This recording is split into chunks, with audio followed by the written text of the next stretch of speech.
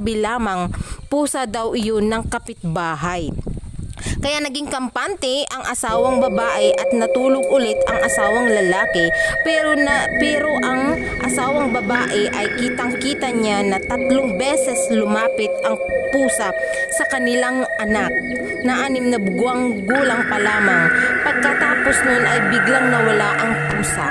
Nagtataka ang asawang babae kung bakit biglang nawala ang pusa na hindi niya nakita na dumaan ulit sa bubong. Doon lang siya pwedeng dumaan dahil ang kanilang pintuan ay nakasara.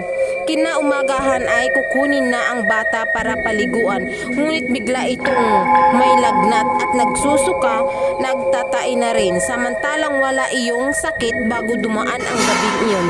Dinala nila ang bata sa hospital, kaso di na umabot, namatay na ito.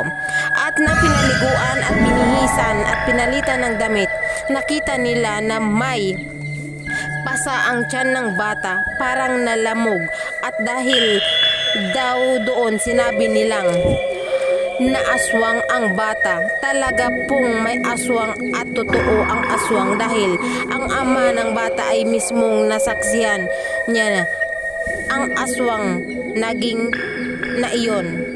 Wakas